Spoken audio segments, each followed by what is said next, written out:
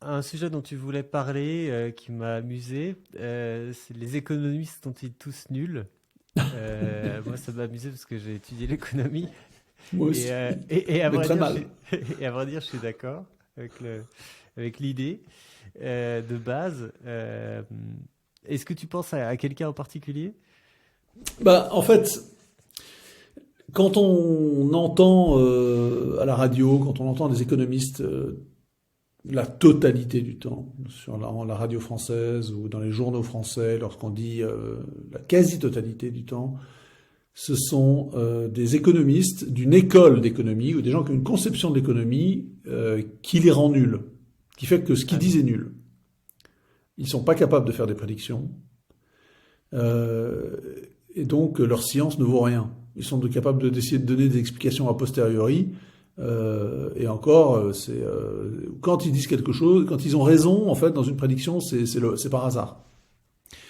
Il y a pourquoi? Il y a une grande différence, il faut bien comprendre la différence entre l'économie, les sciences humaines de façon générale, et les sciences de la nature. Parce que les sciences humaines ne traitent pas du même objet que les sciences de la nature. Dans les sciences de la nature, par exemple en physique, on va prendre la plus simple, enfin la plus évidente, mais c'est pareil en chimie, en biologie, encore que la biologie soit beaucoup plus complexe, on va utiliser des éléments qui sont tous identiques. Par exemple des molécules, elles sont toutes identiques, des molécules lorsqu'on veut savoir comment se comporte l'oxygène, un volume d'oxygène, toutes les molécules sont identiques, quasiment.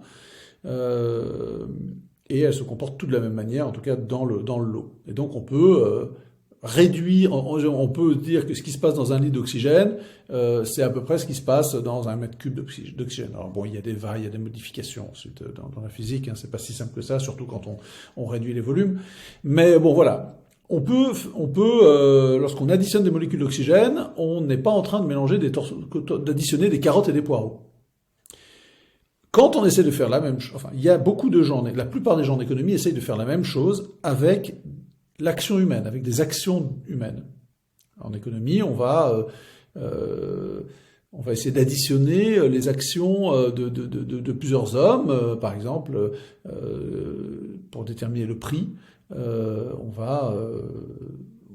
va réduire les actions d'une centaine d'hommes qui apprécient le pain, par exemple, une baguette de pain, et puis ça va donner un prix moyen, et alors donc on se dit, allez, on va réduire tous les désirs, et on va les additionner, et les cumuler, et puis donc en fait les réduire. Donc on fait un réductionnisme, on réduit tous ces hommes à des espèces chimiques, comme à des molécules.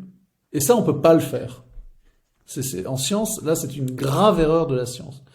Les économistes qui font qu'on appelle des agrégats en économie, c'est-à-dire qu'ils vont considérer le PIB, la demande externe, l'offre de monnaie, la demande de monnaie, l'inflation, commettent cette erreur scientifique profonde, enfin très grave, qui en fait des charlatans. Donc la plupart des économistes sont des charlatans, parce qu'en fait ils additionnent des poireaux avec des carottes. Et ça, on peut pas le faire. En sciences humaines, dans toutes les sciences sociales, dès qu'il y a des humains, dès qu'il y a de la volonté humaine en jeu, on peut pas les additionner, on peut pas faire des grands groupes, parce que alors on peut faire des statistiques, mais ça ne prédit rien du tout. On peut constater des invariances, enfin des constantes dans le comportement statistique, mais l'expliquer et en tirer des lois, des statistiques, ça permet pas de faire des lois, permet pas de prédire l'avenir, en tout cas de prédire dans une situation particulière. Si je prends 1 litre d'oxygène, que j'y mets telle quantité d'énergie, il va s'enflammer, dans toutes les circonstances. Et je pourrais prédire que ce litre d'oxygène qui est là devant moi va s'enflammer maintenant. En revanche, tu peux jamais prédire, même si tu connais les statistiques sur la consommation de pain, tu peux jamais prédire qu'à tel endroit, de telle manière, à tel moment, le prix du pain va atteindre tel montant. Donc il n'y a pas de modélisation de l'action Si, humaine, en tu fait. peux modéliser, mais pas de façon, pas comme en physique. Tu peux Oui, modéliser, parce que sinon, dans ce cas-là, ouais. les économistes n'ont rien à dire, mais tu vas pas faire des modèles qui sont des modèles tirés ou qui se comparent aux sciences naturelles, Ouais. aux sciences physiques, enfin, sciences de la nature. Parce que tu traites, tu manipules des volontés, des personnes toutes différentes, qui vont agir toutes avec des raisons, des motifs, des intentionnalités différentes, des intentions différentes. Et donc c'est pas la même chose. Les humains ne sont pas réductibles à des molécules d'oxygène. Voilà, en un mot. Et tous les économistes qui font ça, se plantent, ont tort. Alors, j'ai pas encore dit qu'il y avait des économistes qui ne se trompaient pas, qui, je pense, font de l'économie de façon correcte, mais c'est maintenant le moment de les introduire. C'est ce qu'on appelle les économistes autrichiens. Alors, ils sont autrichiens pas parce qu'ils sont de nationalité autrichienne, mais c'est parce que ceux qui ont exprimé de façon récemment, c'est-à-dire au XXe siècle, enfin fin du XXe siècle, c'est cette façon de traiter de l'action humaine et de trouver les lois dans l'action humaine. C'est pour ça que tout à l'heure tu disais on peut pas faire des modèles. Si on peut faire des modèles, on peut faire des formules, mais ce sont des formules logiques. Ce sont pas des formules mathématiques. Donc on peut dire que quand, par exemple, quand la demande augmente, les prix vont, quand la demande pour un bien et que la quantité de biens disponibles n'augmente pas, eh bien les prix vont augmenter, sauf s'il y a une autre loi qui arrive et qui contredit Donc ils ne font pas des prédictions non plus pour l'avenir, eux non plus, mais au moins les lois qu'ils utilisent ne sont pas des fausses lois, ce ne sont pas des charlatans. Ils ne prétendent pas faire plus que ce qu'ils savent faire, ce qu'ils peuvent faire vraiment. Alors que les autres économistes, les charlatans, eux, vendent des services qui sont toujours faux. C'est pour ça que la plupart sont employés par le gouvernement, rarement par des entreprises. Par exemple, chez les Autrichiens, il n'y a pas vraiment d'économétrie. Ah, pas du tout. Alors, l'économétrie, c'est les mathématiques, c'est utiliser les mathématiques en économie. Non, absolument pas. Ça, l'usage des mathématiques, il est restreint, mais vraiment à rien, quasiment rien du tout. La mise en forme logique des lois de l'action humaine, puisque l'économie, c'est trouver les lois qui gouvernent l'action humaine. Et alors, qui sont les charlatans? Les charlatans, ce sont tous les autres, à part les Autrichiens. C'est un peu radical comme façon de voir, mais en fait, c'est pas le moment de faire un cours un cours dont je serais d'ailleurs incapable ou très maladroit, mais au moins je peux expliquer cette différence entre les économistes qui sont nuls et les économistes qui disent des choses très utiles, très profondes, qui ne savent pas faire de prédictions comme pour la physique, parce que c'est pas possible, mais qui au moins disent les choses les plus intéressantes et les plus vraies sur l'économie. Sur la façon dont on peut constater les résultats de l'action humaine, parfois involontaires. Ouais. Par exemple, les prix. C'est surtout, j'ai l'impression, l'approche des économistes autrichiens, c'est un peu une approche de je ne sais pas, de la réserve en fait. On parlait tout à l'heure à une autre occasion, enfin un peu plus tôt de l'idée que on ne sait pas pourquoi est-ce que les langues, surtout les langues anciennes, sont si compliquées avec des structures si difficiles à comprendre et que une langue comme l'anglais aujourd'hui a enlevé les genres, a enlevé plein de petits détails qui font que, à part les questions de prononciation qui sont très compliquées en anglais, finalement c'est une langue qui a été vraiment simplifiée.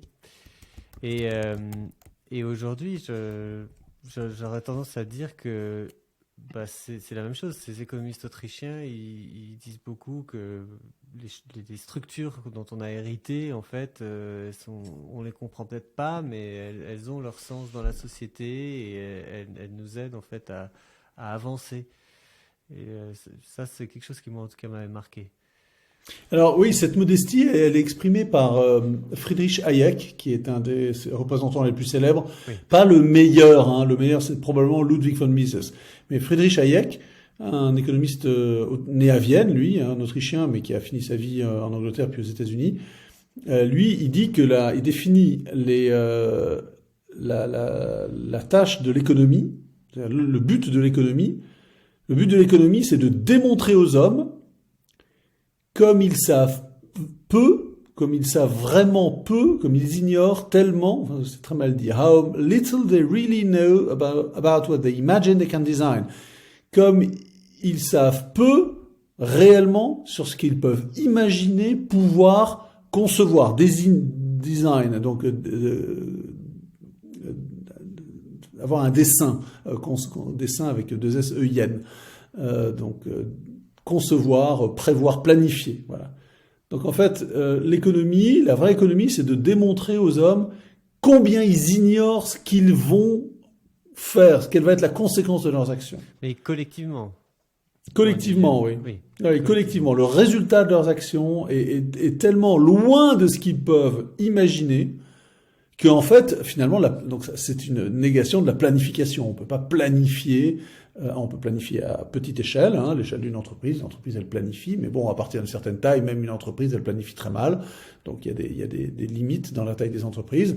Mais c'est encore plus absurde d'imaginer pouvoir planifier, viser des buts, avoir des objectifs pour une société entière. Et donc, il faut décentraliser les décisions. Donc, il faut diviser l'autorité. Il faut que l'État se limite à certaines tâches et très très peu de tâches. Hein. Ça va être la défense, la justice, défense intérieure avec la police, défense extérieure avec l'armée, la justice. Et puis tout le reste, l'État peut commencer à le faire à condition qu'il soit en concurrence avec le marché. Si l'État sait mieux organiser l'éducation, qu'il le démontre. En étant en concurrence avec des écoles privées, par exemple. Mais surtout, dans la pensée d'Hayek, tu parlais du fait que les hommes ne se rendent pas compte de ce qu'ils sont capables de concevoir collectivement. Mais il y a aussi l'inverse qui est que justement, il reproche aux hommes trop souvent de prétendre comprendre les choses. Et donc, à la fois, ils Oui. pensent qu'ils sont extrêmement puissants individuellement, alors que la réalité est qu'on ne sait pas prédire, etc. Mais que collectivement, on peut plus de choses que ce qu'on imagine, ce qui est vraiment étonnant comme concept, parce que déjà, c'est pas des idées dont on parle, mais elles sont puissantes. Alors, il y a deux choses, deux remarques à ce que tu viens de dire. La première, c'est que l'ignorance sur ce qu'on essaye de faire, sur la manière dont on va y arriver, est aussi grande collectivement que individuellement. La grande différence, c'est que les conséquences d'une erreur individuelle, il n'y a que toi qui les supportes. Les conséquences d'une erreur collective, alors là, c'est tout le monde qui les supporte. Enfin, en tout cas, un très grand nombre de personnes.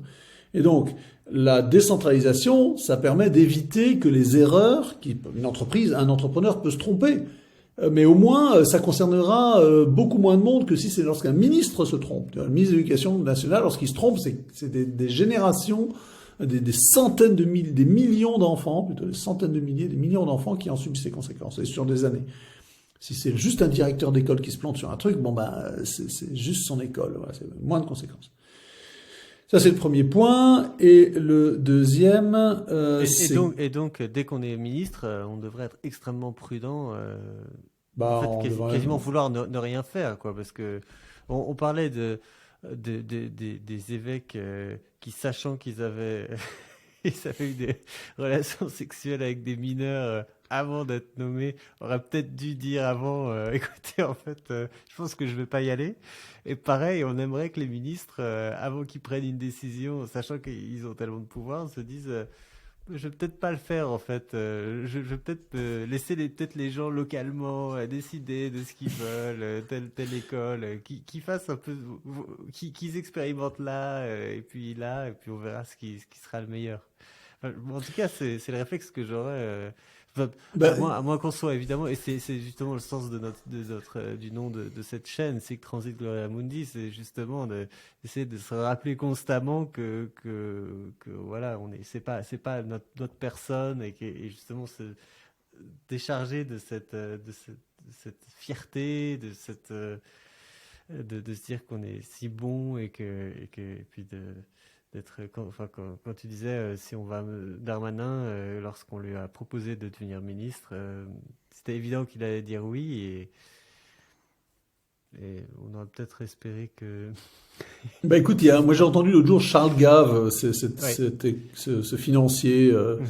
Alors il est pas d'école autrichienne lui d'économie. Il a été formé par Milton Friedman. Enfin, il a étudié avec Milton Friedman, donc il Ouais. est héritier des classiques, c'est-à-dire l'économie classique qui tombe dans le travers du charlatanisme là que j'ai dit. Mais bon, sauf que lui, il est financier, donc ses enseignements en économie sont parfois d'ailleurs, il s'est un peu modéré, mais donc, il a un peu acquis. Tenu compte pardon des progrès des Autrichiens, des acquis des Autrichiens. Bon bref, mais lui quand des gens lui disent mais qu'est-ce que vous feriez si vous étiez président de la République, et il dit bah je démissionnerais. Ouais. Non, mais Voilà. c'est vrai. Donc bon, j'aimerais le voir si un jour, enfin oui, il ne sera jamais, il se présentera jamais. Mais bon, si un jour il était vraiment, j'aimerais bien voir s'il arrive, s'il a la force d'âme pour démissionner du En poste fait, de président de la République. moi je pense que ça va nous amener un peu sur une tangente, mais j'ai eu cette réflexion avant-hier. Je pense malgré tout que on peut en fait avoir ce sentiment de prestige sans avoir le pouvoir. Et j'en veux pour preuve la famille royale d'Angleterre, enfin du Royaume-Uni. Euh, J'étais en train de regarder cette série The Crown et il y avait une scène donc sur la famille sur les Windsor et il y avait une scène complètement ridicule où Margaret Thatcher, Premier ministre du Royaume-Uni dans les années 80, arrivait à Balmoral, la propriété en Écosse de la famille royale. Et en fait, elle se sentait pas du tout à sa place. On lui demandait d'aller chasser. Et puis elle était là, mais attendez, mais j'ai des grèves à gérer. Et puis elle s'est même fait reprendre par, si je me trompe pas, Margaret, donc la sœur de la reine Elisabeth. Euh, Dans la série, hein, parce qu'on n'en sait rien. Hein. Oui, oui, mais en fait, ça m'étonnerait pas que ça soit possible, qui en gros, donc la sœur de la reine, qui lui reproche de pas savoir se comporter, et en fait, de voir cette famille qui en fait n'a aucun pouvoir. Enfin, vraiment, la personne qui compte dans tout ça, c'est Margaret Thatcher ou n'importe quel premier ministre. Se faire comme ça rabaisser par quelqu'un qui en réalité est là un peu pour le décorum. Et je me suis dit, bah, finalement, ces gens de la famille royale, ils se rendent pas compte que, enfin, ils ont l'air de se complaire dans leur absence de. Oui, ils ont ce prestige du titre, mais de fait, ils n'ont pas vraiment de pouvoir. Et ça n'a pas l'air de les déranger plus que ça, ou en tout cas, ils ne se rendent pas compte qu'en réalité, Thatcher, elle a beaucoup plus de pouvoir qu'eux. Et donc, je pense qu'il y a quand même un. On peut trouver un entre-deux. Tu me tends une perche sur la famille royale et sur Ouais, la reine d'Angleterre. vas-y. Lorsque la reine est morte, moi j'ai entendu que des éloges de cette femme extraordinaire qui pendant C'est normal, 70 elle est ans, avec morte. tant d'abnégation, a gouverné le Royaume-Uni. Et j'ai entendu une personne qui n'avait pas du tout la même, qui ne voyait pas du tout les choses de cette manière-là. C'est Henri de Lesquen. Ah oui, Il faut entendre Henri de Lesquen parler de la reine Elisabeth. Il je l'ai dit que c'est une entendu. potiche cosmopolite. Une potiche cosmopolite. Alors par cosmopolite, dans le langage, dans son langage, ça veut dire tout ce qui n'est pas à gauche. Tout ce qui n'est pas de droite, pardon. Les cosmopolites, c'est la gauche. Enfin, oui, Et surtout donc, internationalistes, en fait. ouais, mais Sans cosmopolite, il frontiérisme. utilise le terme à dessein parce que c'est issu de la philosophie de Diogène le cynique. Tu vois, c'est Oui, oui. citoyen du monde. Voilà, il y a Voilà, il y a pas de frontières. Il n'y a pas de frontière physique, il n'y a pas de frontière morale non plus. Hein. Diogène le cynique, il se masturbait en public. Il est cynique, ça veut dire le chien, donc il se comportait comme un chien. Il est connu pour avoir vécu dans un tonneau et quand Alexandre est venu lui rendre visite parce qu'il avait une grande réputation de sage, et il a juste dit bah, ôte-toi de mon soleil parce que Alexandre le Grand lui prenait le soleil, lui empêchait de se dorer au soleil. Bon bref, c'était un type ignoble, il avait une pensée ignoble mais qui a eu beaucoup d'influence. Bon bref. Et donc pour revenir à Elisabeth, cette famille royale d'Angleterre, c'est vraiment des drôles de bons hommes. Hein. Et il y a une partie qui anime la série The Crown, c'est toute une affaire, c'est le nom de famille que vont porter les enfants d'Élisabeth et de Philippe. Oui. Et Élisabeth interdit à son mari de donner son nom de famille à lui, à ses enfants. Alors Philippe en conçoit une grande amertume, mais il faut pas oublier que le nom de famille de Philippe lui-même, Mountbatten, ex-Battenberg, n'est même pas le nom de famille de son père à lui. Son père, c'est un Oldenburg. Lui, le nom de sa mère est une Battenberg. Donc, enfin, déjà ça, tu vois, Philippe se plaint, je suis le seul homme d'Angleterre dont les enfants portent pas le nom de famille. Enfin, c'est quoi cette femme, la reine d'Angleterre, Elisabeth, qui interdit à ses enfants de porter son nom de famille? Oui. Le nom de famille de leur père. Il y a néanmoins un truc, c'est que les non-héritiers, je sais plus comment ça fonctionne, mais ont le droit, enfin portent, par exemple, les enfants d'Harry et Meghan sont Mountbatten.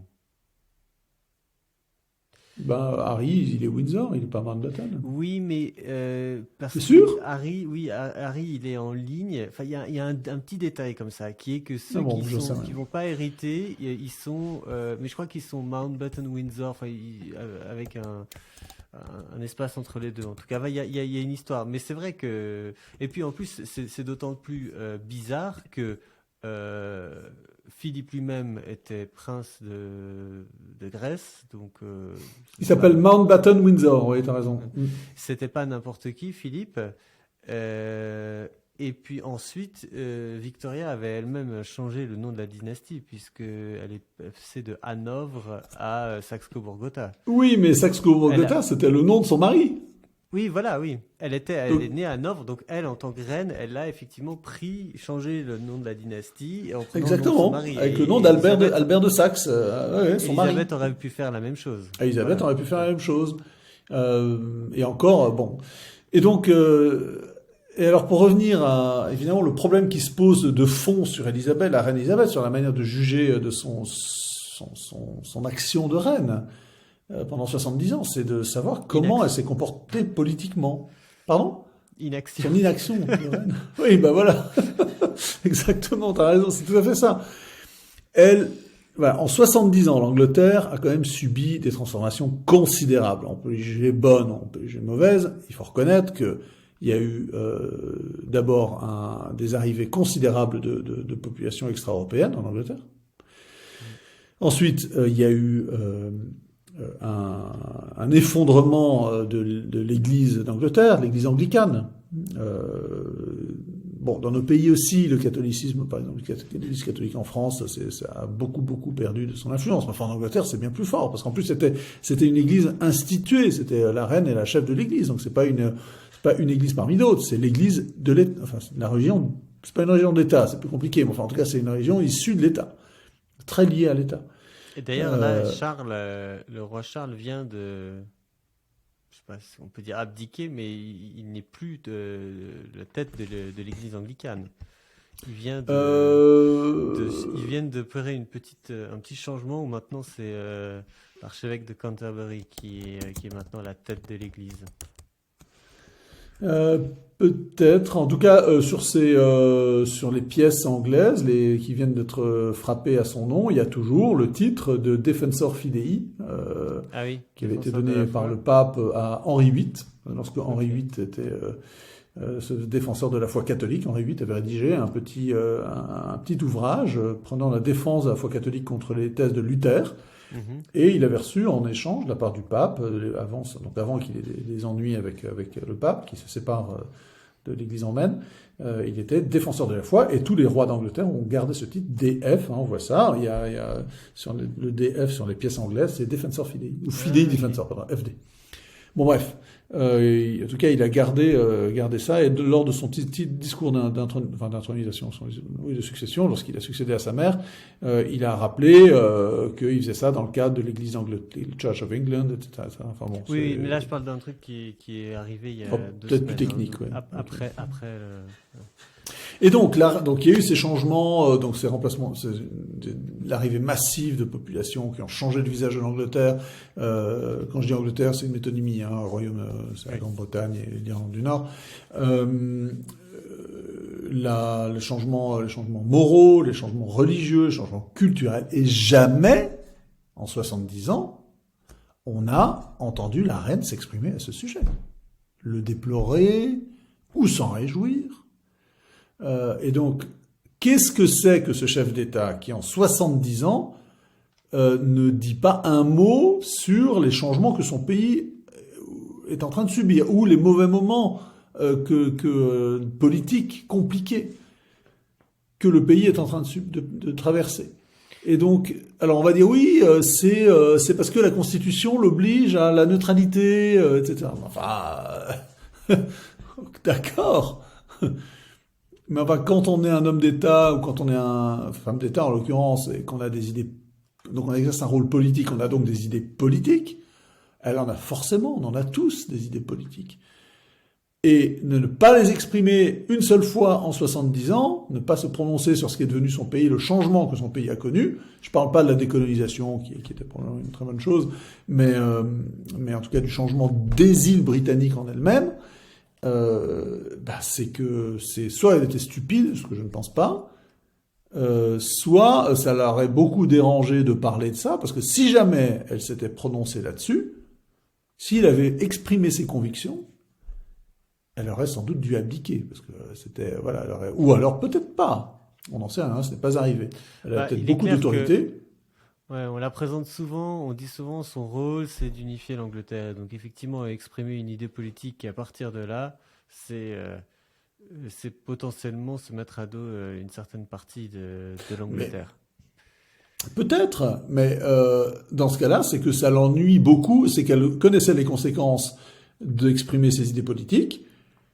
Et dans ce cas-là, oui, elle aurait perdu le confort matériel, et on revient à ce que tu exprimais tout à l'heure, le confort matériel dans lequel vit cette famille royale d'Angleterre, et d'ailleurs la plupart des familles de monarchie constitutionnelle, qui sont très très à l'aise dans leur confort, dans les honneurs, alors certes c'est contraint, on le voit bien dans The Crown, on paye un prix à ce confort a un prix. Ceux qui cherchent à sortir leur propre, avoir un comportement individualiste ou personnel sont chassés par la reine d'ailleurs. Et elle ne dit rien. C'est une potiche. Alors c'est une potiche cosmopolite. Pourquoi cosmopolite ? C'est que si elle a rien dit contre ces changements du royaume d'Angleterre pendant 70 ans, c'est tournant vers le cosmopolitisme.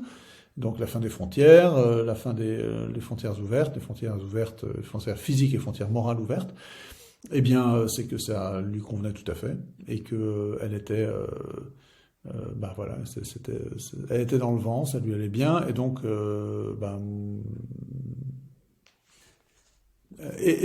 voilà, ça lui allait très bien. Elle a dû changer beaucoup d'ailleurs d'opinion entre le début de elle a suivi l'opinion, elle a suivi le vent. Donc en fait, c'est une personne insignifiante qui préfère le confort moral au courage des opinions qu'elle aurait pu avoir, des jugements qu'elle aurait pu faire sur le destin politique du Royaume-Uni.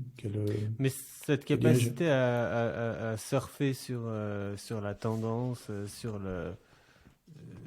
l'opinion dominante, il me semble que c'est aussi un trait qu'on retrouve dans la noblesse en France, enfin celle qui a réussi, celle qui s'est pas fait couper la tête justement, et qui fait que ce sont pas vraiment des gens qui remettent en cause le statu quo en fait. Ils s'intéressent peut-être à d'autres choses, ils ont peut-être d'autres passions, mais effectivement ils prennent pas de risque politique. Tu vois ce que je veux dire ?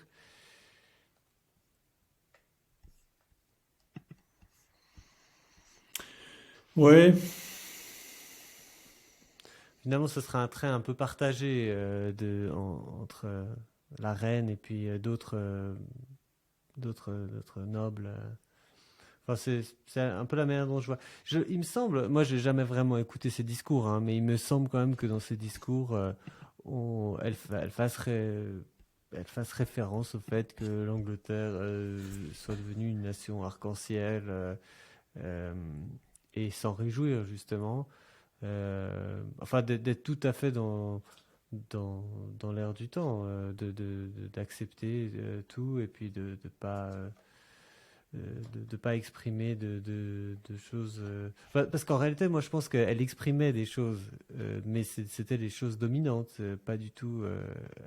À aucun moment, elle aurait jeté un pavé dans la mare, ce qui peut-être sera plus le cas de Charles, quoique lui, Je ce pense sera peut-être pas. encore plus dans le sens des nouvelles religions. Il On faut que parle, tout change. Il faut que tout change pour que rien ne change, hein. ouais. Tu connais le dicton du roman Le Guépard. Voilà, pour se maintenir, eh ben, il faut changer les choses. Pour rester, il faut que tout change pour que rien ne change. Bah, c'est ce qui s'est passé, c'est ce qui se passe avec la famille royale d'Angleterre. Et donc, je sais plus comment on est venu là. On parlait des économistes en fait. Mais non, mais effectivement, je sais pas, c'était. En fait, on parlait des économistes et du fait que on pouvait finalement, ce qui était pas mal quand on était à la tête de l'État, c'était de ne rien faire et de démissionner, comme disait Charles Gave. Euh, et puis, que finalement, la famille royale montre qu'on peut se contenter simplement des honneurs et vivre heureux sans avoir le pouvoir, en tout cas en ce qui les concerne.